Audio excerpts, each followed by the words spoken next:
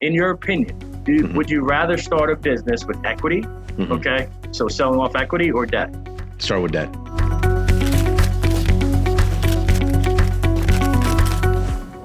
Hey, what's going on, everybody? I got my friend Pedro De Leon here, and we're going to discuss the top 5 challenges that he sees as a financial advisor to small businesses in the Spanish community. Is that correct, Pedro? Did I get everything right?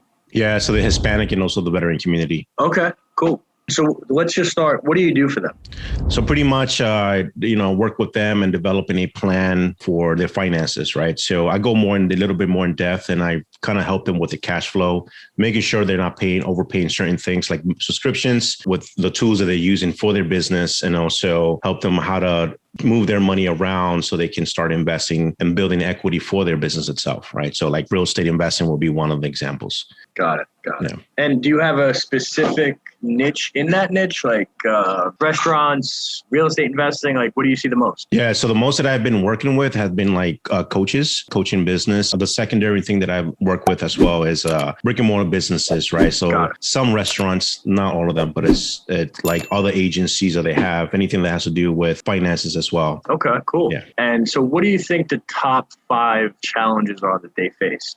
So this is a good one. First is leads. Okay. I can tell you that. Marketing. And I think that it has to do with branding. Just they are afraid of putting themselves out there, so which kind of hurts them create that lead generation. So marketing will be the one thing. The second thing is, and I've gotten a lot of this calls and say, hey, I need money for me to start a business, right? So that's one of the most that I've been, they begin to me. The third one is also managing several staff members, like payroll, like who to go to and how to organize themselves when it comes to payroll. So the fourth one is actually leadership. Okay. And knowing how to retain their team members and also helping them get to the next level. Because a lot of them that I've talked to say, hey, I'm trying to encourage them to self-development. I have some programs, I pay for it, but they're not taking advantage of it. So that's something that they're struggling with. Another one, let me see, creating the investment mindset. So what I mean by that is when I work with my clients, I actually go into the nitty-gritty stuff of the mindset of money. They have certain ways, and their upbringing, the culture of how money is to them or was to them is very different. Cash in the mattress? Yeah, exactly. Right. So it's like, it's different. So I'm educating them. So they're trying to make that shift and trying to make their money work for them. Right. But it's like, okay, I have to kind of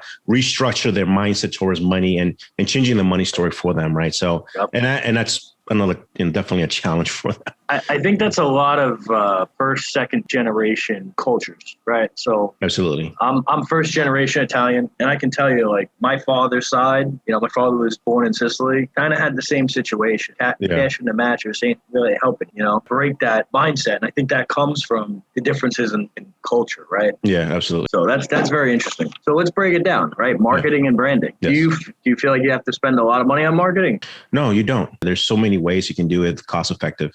Absolutely. I think this thing right here is one of the most underutilized tools that small business owners have. Funny story. I ran into Dan Fleischman at Lions Not Sheep, and I spoke to him because in my space, I own a small business lending marketplace called Integrated Business Financing. Mm-hmm. Our lead gen costs a fortune because we're competing against banks and fintech companies. But what they can't do is they can't educate their clients, and they can't put out enough consistent content to build that relationship before the relationship even really starts, right? So think about it. If you're dealing with retail locations, that's very easy. They could drop a pin, run Facebook ads, Instagram ads, or they could just pick it up and do videos. Absolutely. So, how do you advise them on that? So as far as content creation and providing value? Yep. So for me, and this is a great question because I always educate them. First, I ask them, like, why are you in this business, right? And I'm going to get to your answer. I'm going to get to your question. I asked him, why are you in this business? Well, because I feel like I can do good. I've done this before and I want to do my own and I want to educate other people. And I was like, there you go. You want to educate people, right? So you're in this business because you want to be the main person that they want to come to for that service. So in order for you to get the people that listen to you, you got to put content out there. What is it that you have learned through your experiences to start developing the content, and people are going to be like, hey, I really follow you now because you have great information. Yep, 100%. Yeah. Let's go to the next phase, getting money to start a business. Now, I see your hat. You got DL Capital Group, right? Yeah. I like that. That's a cool logo.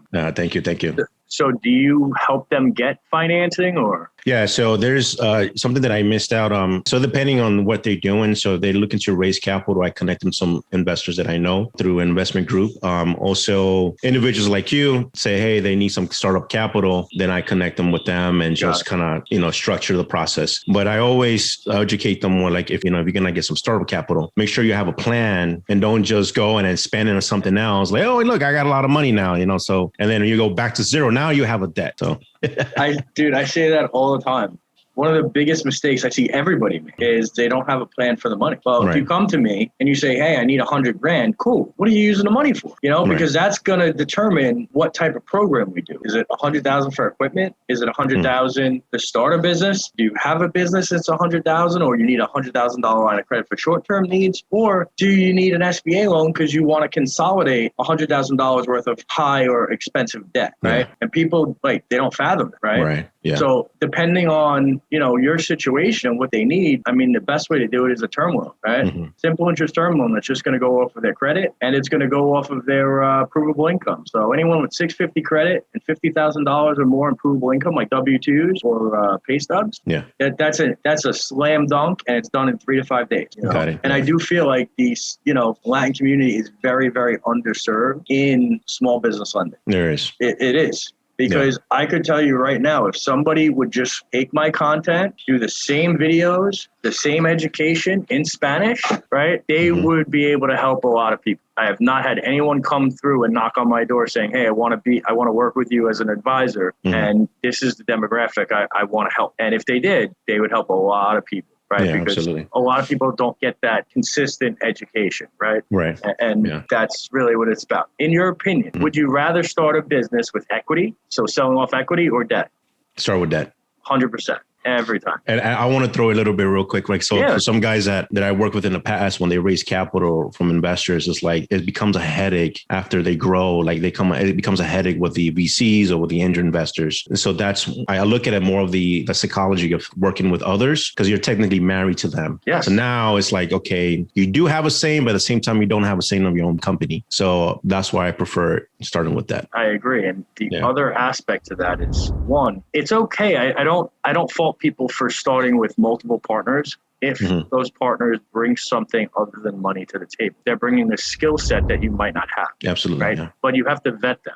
Two, if and when that company is very successful, equity will always be 100 times more expensive than debt. It doesn't matter what the cost of the debt is, okay? Because if you're the company and you're making $500,000 every single year, they're still getting their percentage of that profit. Yeah, absolutely. Yep, that is true.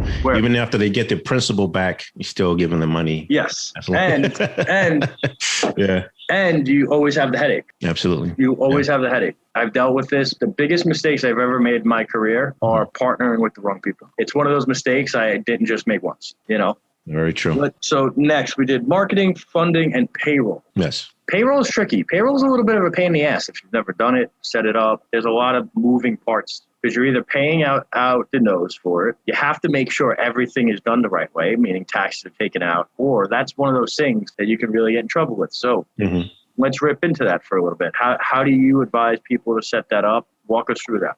So before I always recommend get yourself someone that understand your, if you're going to go to bookkeeper, let's say if you can't pay a CPA, right? Or just go with a bookkeeper, but make sure that that bookkeeper understands your niche. So if you're in a restaurant, know someone, make sure that person knows how to work in that industry because there's so many there's so many ledgers that you have to deal with, right? So but before they start moving to someone to work with them, they have to understand what is their cash flow in and out. What are your expenses that you have for your business, and then also making sure that you have your business account separated from your personal account. Because I see this a lot. Especially, and I've seen people doing this. They've been in business for 7 years, 8 years in the business, and he's still doing it. So it's like, I don't know what to do. And I had this call a while back, and this guy was telling me, look, we got to rip everything and try to make sure what is personal and what is business. And it took a long time. Yeah. Right. So before you even, because it's going to cost more money hiring someone to do it for you, especially a bookkeeper. And I say bookkeeper because those are the individuals that I recommend them to do when it comes to payroll, because they have everything organized. Yeah. It's recommended to have a spreadsheet, work with someone that can help you at least the beginning stages. Yeah. And then it's going to cost you less than versus someone is going to come and trying to figure out what's what. Well, let's also break that down too. If they don't have a business bank account, they're not getting any business financing. Yeah. And there's a certain amount of liability. I'm not an attorney. I don't think you're an attorney, but I can tell you that if your business revenue is going into a personal account, that leaves you open to liabilities. Right. So, absolutely. Yeah, that is very true. With that, so let's say someone wants to get a return for some service they didn't like your product or whatever it is, right? You know, you want to make sure you have enough money on accounts for those returns. Yeah. You know, and I've seen individuals that have negatives on their account just because they don't have that cushioning. Yeah. Right. So 100%. Now, the next, leadership. Yes. I feel like this is something everybody should be working. It's something that I feel that I can always level up. So, well, actually, before we get into leadership, what if someone doesn't have the money for a bookkeeper? How do you set them up? What do you do there? You know, the thing that I can recommend, there's an app, I don't remember, I have to look for it. It's called Wave. So there's apps that you can start keeping track of your expenses. And I say expenses because from what my experience working with people, that they tend to spend more than they tend to keep. Mm-hmm. So keep track of your expenses through an app. Mint, it could be one. I think Mint has one, but there's a Wave specifically for business owners. There's some softwares that are very cheap, like $10 a month, $20 a month, where you can keep track of everything while, you know, you building that consistent cash flow so you can start hiring someone else to do it for you. Exactly. You know, or just do it on an Excel sheet. You know, you can get with me and I can give you an Excel sheet that I have. And I can tell you QuickBooks. I like QuickBooks. Yes. I like Gusto. Gusto, yes, that's a good one. Yeah. You know, you could use them for not only, you know, keeping expenses, right, but payroll and everything else. Yes. So you don't have to spend an arm and a leg. You don't have to have that bookkeeper. It's helpful, but you don't need it. You can actually set it up with, you know, pretty cheap actually. So yeah, absolutely. Yeah. Once your company starts growing and can keep tabs of, there's a lot of, you know, transactions that needs more in-depth look. That's when you can start hiring others to do it for you. Yeah. So leadership. Let's talk about that. I mean, we're part of Arete. I think that's a reason why everyone joins Arete, right? To learn leadership. Great for self-development. But what else do you recommend to your clients? So leadership is a very, very huge topic, and I can talk about this for a very long time. I mean, I've learned my leadership through the military. Okay. Thank you for serving. Yeah, definitely. And so I can tell you that in order, you know, a lot of people get into business without knowing that, hey, you're going to start running a company with staffs, right? With members, people looking up to you, or people just kind of relying on you because you're, you know, paying them. So, but there's more into that, right? You want to make sure that in order for your company to grow, you want to make sure that everybody's in the same sheet of music. And, you know, so in order to start developing that leadership skill, I always say, start with self-awareness. What is that triggers you? What are the habits that you have that need to work on? What is that you hear other people telling you about the same thing from, you know, from different people? What is that pattern?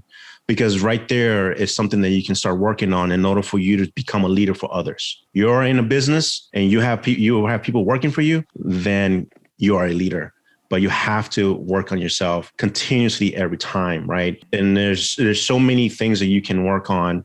But I always say self-awareness is a big start. And then start, you know, hiring a coach or work on, you know, read through books that can definitely help you become a better leader and a better communicator as well. Yeah, I think the best businesses are run by have the best leadership, right? And in leadership, when you have a team, you're going to get a lot more done than if you're trying to do everything yourself. That's something that took me a long time to learn, and I'm certainly not perfect at it, but always trying to improve. You know, you got to tie everything together, and that's where you're going to get the most accomplished. Yes. What do you think are some of the failings of mindset are? I think a lot of people don't have the right mindset to build a business, right? Owning a business is always going to be ups and downs. Yes. And a lot of times people either can't handle the ups and downs, they don't prepare or save for the ups. It just came out of a pandemic. Tons of businesses closed. And last but not least, I think a lot of people actually buy themselves a job. Yes, definitely. Well, you know, it's very interesting you asked that, because actually I had a show yesterday. I was talking to a psychiatrist that we got into the topic of resilience. building resilience, right? And something that veterans have, we have that resilience for many things, but there's so many gaps that lead some veterans into homelessness, right? So in general, the reason many people go and buy themselves into a job is because they don't have the resilience, or they fear of things that is not going to work out, or they don't know how to do it, and not asking for help. So it's like, hey, just throw it out there on Facebook or in any social media. Hey, I need help. Anyone knows how to do this? Yeah. I'm stuck at something, right? So letting go of the ego, because that's something that I can tell you that I've had coming out of the military. I have such an ego, and I can do this. Nope, I can handle it. But then I really humble myself when I nearly went it being homeless. And so it really taught me, like, you know what, if you ask for help, there's going to be people out there going to definitely help. And I have not failed me yet, So to that question, there's so many moving parts, but starting with building a resilience, and how you build resilience is to really push yourself through into challenges. Great example. If you don't like running, go run in the morning. Yeah. If you don't, there's certain things like, for me, when I got out of the military, I really had to go back to school because I had to get a job at that time. Right. And so I was like, I just don't want to, I can't retain things. So what I did, I started practicing memory techniques, because I don't like, I get bored reading books, right? So there's so many things you can do for yourself to build that resilience and changing that mindset, to making things more streamlined for yourself. Yeah. And I think that's a big reason why 75 Hard is so successful. It makes you do the shit that you don't want to do. Yes. And then you can do it. I've done it twice. I've gotten more done when I was doing 75 Hard than ever before, like normal, right? It's allowed me to build a certain type of momentum in my life and my businesses that is just unmatched. So. Yeah, absolutely. Another thing that I would like to add too is, from my experience, a lot of folks have an issue with organizing themselves. So making sure you put things on the calendar or writing things down and keeping to that time frame. Yeah. That's what I started doing. And I can tell you, I have my for-profit and I have a nonprofit. So I'm running two things. Very and it's streamlined, and I have a show for both of them. But, it's just keeping that consistency to where it builds as a discipline. Very cool.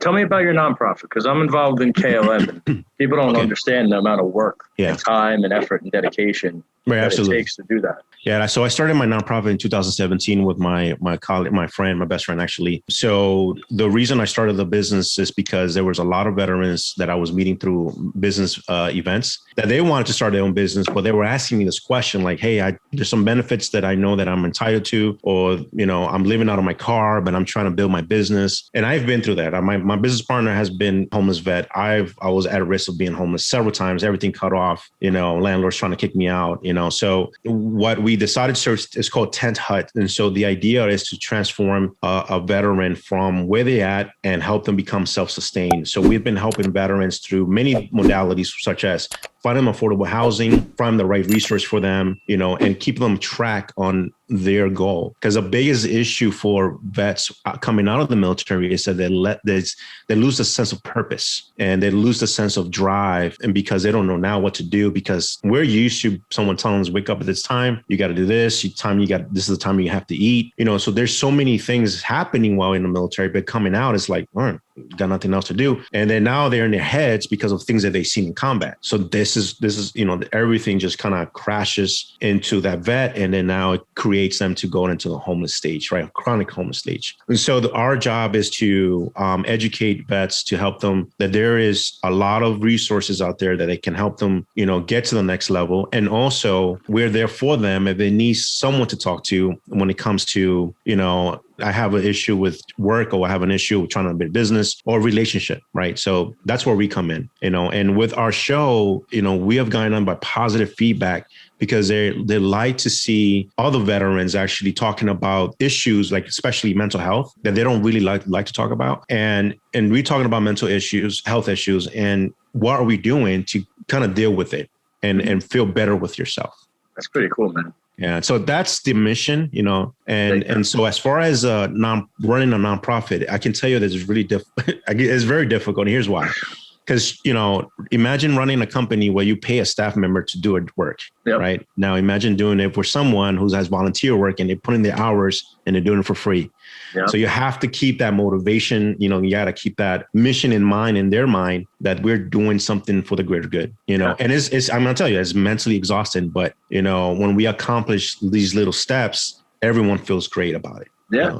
You help 1, 2, 3, 10 people change their life. That changes your life. That impacts you deep down. So that's pretty cool, man. Yeah. Thank you. Let me know if there's something I could do, even if it's like set up one of these, anything. I'm happy to help. Thank you, man. I appreciate that. So Pedro, after this, if anyone wanted to find you, let's say someone needs your help setting up or structuring their business or investing profits after they make them with their business, where are they going to be able to find you? So I am a partner with RTB. So my company is called DL Capital Group, but I'm a partner with RTB Financial Group. So I'm an extension of them. So they're my partners when it comes to the heavy cases. So anything, if they want to go to a website and see what we do, they could go to rtbfinancialgroup.com. If they want to follow me on LinkedIn, you can follow me at Pedro De Leon Jr., on LinkedIn, and then Instagram. I'm very active on Instagram. So Pedro_De Leon Jr. Cool. Yeah, man. I appreciate it. Thank you so much for coming on. Yeah, absolutely. Thank you for having me.